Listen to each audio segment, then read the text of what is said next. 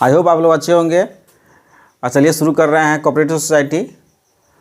और शुरू करने से पहले प्लीज़ वीडियो को लाइक करें, चैनल को सब्सक्राइब करें और बेल आइकन को दबाना ना भूलें ताकि आपको नोटिफिकेशन मिल पाए। और जितना भी आपके नियर डियर जो आपके फ्रेंड है उसको आप प्लीज़ शेयर करें ताकि उनको हेल्प इससे मिल पाए।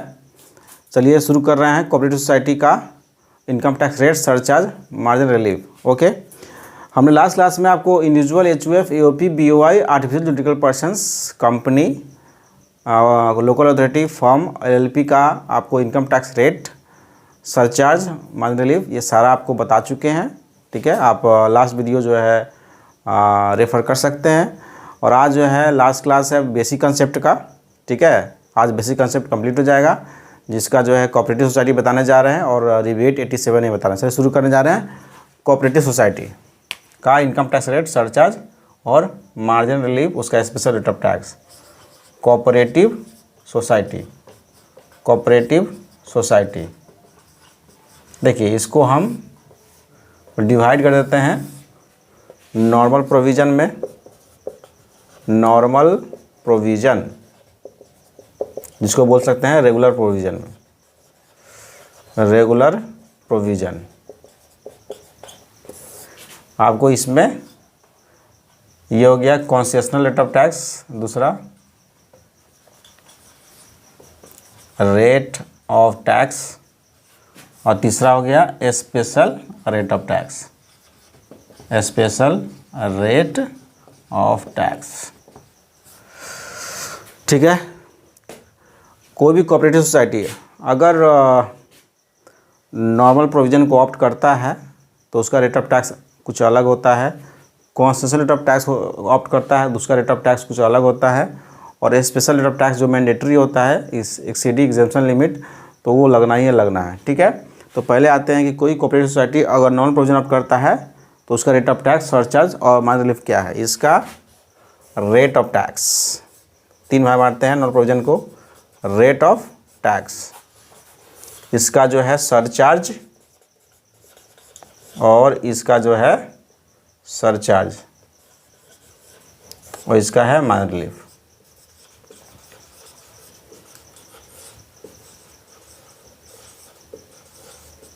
चलिए, कोऑपरेटिव सोसाइटी अगर नॉर्मल प्रोविज़न को ऑप्ट कर रहा है तो उसका रेट ऑफ टैक्स क्या होता है। देखिए, अप टू जो है 10,000 है तो 10% लगेगा। 10,000 क्या, अप टू 10,000 टोटल इनकम, तो रेट ऑफ टैक्स कितना है, 10% है। 10,000 से 20,000 तक है टोटल इनकम तो रेट ऑफ टैक्स 20% है। और एवब 20,000 है तो रेट ऑफ टैक्स है 30%। Got it. 10,000 तक है टोटल इनकम तो 10%, 10,000 से 20,000 तो 20%, और 20,000 से ज़्यादा है टोटल इनकम तो 30% लगेगा rate of tax. Sir surcharge कितना लगेगा। देखिए, सरचार्ज है greater than 1 crore but less than equal to 10 crore. ठीक है, क्या, टोटल इनकम। दूसरा है ग्रेटर दैन ₹10 करोड़। अगर टोटल इनकम अगर 1 करोड़ से अधिक है और 10 करोड़ तक है तो सरचार्ज लगेगा उसका 7%, और 10 करोड़ से अधिक है टोटल इनकम तो लगेगा उसको 12%। कोई भी कोऑपरेटिव सोसाइटी नॉर्मल प्रोविज़न को ऑप्ट करता है तो रेट ऑफ टैक्स बता दिए। सरचार्ज कितना लगेगा, 1 करोड़ से अधिक है टोटल इनकम, 10 करोड़ तक है तो 7% लगेगा सरचार्ज, और 10 करोड़ से अधिक है टोटल इनकम तो सरचार्ज लगेगा 12%। ठीक है, तो अब मार्जिन रिलीफ क्या है, इसका कितना मिलेगा। तो जैसे आपको लास्ट क्लास में आप रेफ़र कर सकते हैं स्टेप 1 से लेकर स्टेप 5 तक। ठीक है, ये सब में अप्लीकेबल यही होगा। स्टेप 1 में क्या करना है, टोटल इनकम पे टैक्स लायबिलिटी निकालना है। स्टेप 2 में क्या करना है, तो स्टेप 1 में टोटल इनकम पे टैक्स लायबिलिटी निकालना है प्लस जितना अप्लीकेबल सरचार्ज जोड़ देंगे। दूसरा है स्टेप 2 में जो भी मेरा लोअर लिमिट होगा उस पर निकाल देंगे टोटल, उस पर टैक्स निकाल देंगे। लोअर लिमिट कितना है, अगर 1 करोड़ होगा तो 1 करोड़, नहीं तो 10 को 10 करोड़ होगा। ठीक है, लोअर लिमिट पे निकाल देंगे टोटल टैक्स और प्लस सरचार्ज। स्टेप 3 में क्या होगा, स्टेप 3 में होगा कि टोटल इनकम में से माइनस कर देंगे लोअर लिमिट, ठीक है। स्टेप 4 में क्या होगा, स्टेप 2 स्टेप 3 को जोड़ देंगे, और स्टेप 5 में क्या होगा, जो टैक्स लायबिलिटी बनेगा स्टेप 1 और स्टेप 4 का जो लोअर है, ठीक है, उसको ले लेंगे, वो टैक्स लायबिलिटी होगा, HEC जोड़ देंगे। मार्जिन रिलीफ बराबर क्या होगा, स्टेप 1 में से माइनस कर देंगे स्टेप 5 विदाउट HEC वाला, तो निकल जाएगा आपको मार्जिन रिलीफ। ये आपको लास्ट क्लास में कुछ एग्जांपल दिए थे प्रीवियस क्लासेस में, उसे आप रेफर सॉरी कर सकते हैं। ये तो हो गया नॉर्मल प्रोविजन। अब आइए कॉन्सेशनल रेट ऑफ टैक्स में। अगर कोई भी कोऑपरेटिव सोसाइटी अगर नॉर्मल प्रोविजन को ऑप्ट नहीं करना चाहता है तो 115 BAE ऑप्ट कर सकता है या 115 BAD ऑप्ट कर सकता है, ठीक है। तो 115 BAE में क्या है, रेट ऑफ टैक्स उसका दिया हुआ है 15% प्लस सरचार्ज कितना है 10% है, और HEC कितना जोड़ देंगे, जो सब पे वही लागू होता है 4% जोड़ देंगे। 115 BAD ऑप्ट करना चाह रहा है तो रेट ऑफ टैक्स कितना होगा 22% प्लस सरचार्ज जो है 10% और प्लस HEC क्या है कितना लगेगा, तो 4%। कोई भी कोऑपरेटिव सोसाइटी अगर नॉन प्रोविजन ऑप्ट नहीं करना चाह रहा है तो 115 BAE ऑप्ट कर सकता है, लेकिन उसको रेट ऑफ टैक्स कितना देना पड़ेगा 15%, सरचार्ज 10%, ये फिक्स है, और HEC 4%, ये भी फिक्स है। 115 BAD ऑप्ट करेगा तो rate of tax 22%, surcharge 10%, HEC 4%। लेकिन 115 BAE कौन ऑप्ट करेगा, तो वैसे कोऑपरेटिव सोसाइटी जो रेसिडेंट इन इंडिया है, वो is resident in India, Indian resident है, ठीक है, रेसिडेंट इन इंडिया, एंड वो सेटअप जो हुआ है, सेटअप एंड रजिस्टर्ड हुआ है ऑन और आफ्टर 1/4/2023 को, एंड कमेंस मैन्युफैक्चरिंग कब शुरू कर दिया है, बिफोर 31/3/2024 से पहले। मतलब 115 BAE वही ऑप्ट कर सकता है, वैसे जो रेसिडेंट इंडिया है is engaged in manufacturing of goods and articles. 115 BAE वही कोऑपरेटिव सोसाइटी ऑप्ट कर सकता है जो रेसिडेंट इन इंडिया है और वो मैन्युफैक्चरिंग कर रहा है, गुड्स और आर्टिकल का मैन्युफैक्चरिंग कर रहा है, ठीक है। वो सेटअप और रजिस्टर हुआ है ऑन और आफ्टर 1/4/2023 को, लेकिन मैन्युफैक्चरिंग कमेंस कर दिया है 31/3/2023 से पहले, 31/3/2024 से पहले कर दिया है, ठीक है। तो वही ऑप्ट कर सकता है। और 115 BAD कौन ऑप्ट करेगा, अदर कोऑपरेटिव सोसाइटी जो मैन्युफैक्चरिंग वाला नहीं है, other cooperative society who is resident India, जो रेसिडेंट इंडिया है वो 115 BAD ऑप्ट कर सकता है, ठीक है। तो जो भी cooperative society normal provision opt ना करे 115 BAE ऑप्ट करे, 115 BAE ऑप्ट तभी करेगा जब वो मैन्युफैक्चरिंग कोऑपरेटिव सोसाइटी है जो रेसिडेंट इन इंडिया है और वो सेटअप रजिस्टर किया 1/4/2023 के बाद, लेकिन कमेंस कर दिया मैन्युफैक्चरिंग 31/3/2024 से पहले। तो उसको रेट ऑफ टैक्स कितना लगेगा 15%, 10% सरचार्ज, HEC 4%। अगर वो मैन्युफैक्चरिंग नहीं है, कोऑपरेटिव सोसाइटी मैन्युफैक्चरिंग नहीं कर रहा है तो 115 BAD भी ऑप्ट कर सकता है, उसको रेट ऑफ टैक्स है 22%, 10% सरचार्ज और 4% HEC। लेकिन कुछ रिडक्शन है जो नॉर्मल प्रोविजन मिलता है जो आपको इसमें नहीं मिलेगा, कॉन्सेशन रेट ऑफ टैक्स में, जिसको डिफ़ॉल्ट रेजिम बोलते हैं, उसमें नहीं मिलेगा। क्या क्या डिडक्शन है, तो 10AA का जो सेज वाला है वो डिडक्शन आपको नहीं मिलेगा। 33AB में क्या था, आपको जो है टी, कॉफ़ी, रबर का जो मैन्युफैक्चरिंग करता था 40% प्रॉफिट था, उसका डिडक्शन नहीं मिलेगा।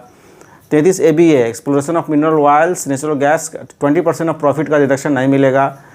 एडिशनल डिप्रिसिएशन 32(1)(2)A का डिडक्शन नहीं मिलेगा, एडिशनल डिप्रिसिएशन, ठीक है। 35(1)(2)(2)A और 3 जो social science, statistical research, in house research, ठीक है, इस सब को जो है इसमें जो पैसा लगाता था उसको डिडक्शन नहीं मिलेगा, जो पहले नॉन प्रोविजन में मिलता था उसमें मिलता है नॉन प्रोविज़न में, जो इसमें नहीं मिलेगा।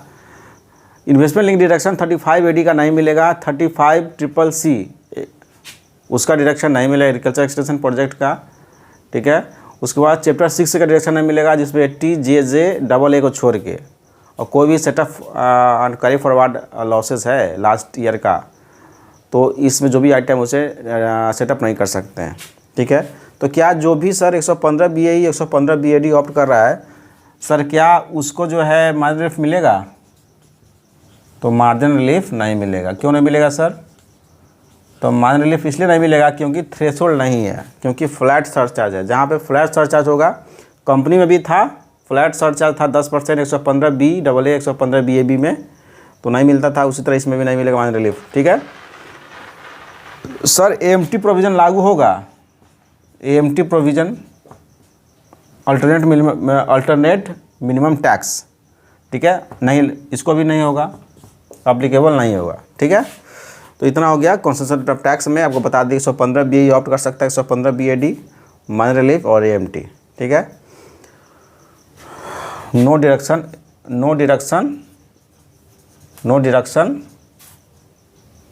Under certain circumstances, under certain cases, जो बता चुके हैं, सर्टेन केस में डिडक्शन नहीं मिलेगा। सर जो कोऑपरेटिव सोसाइटी को क्या special rate of tax applicable होगा? LTCG वाला, LTCG जो 112A का, STCG 111A का, यस ये था 20%, ये था आपको 10%, ये था 15%। तो कोऑपरेटिव सोसाइटी को भी special rate of tax applicable हो जाएगा। चलिए, ये तो कोऑपरेटिव सोसाइटी समाप्त हो गया आपका। अब जो है लास्ट टॉपिक है बेसिक कंसेप्ट का, रिबेट अंडर सेक्शन 87 है, वो बता दे रहे हैं, और आज का टॉपिक आपका कंप्लीट हो जाएगा।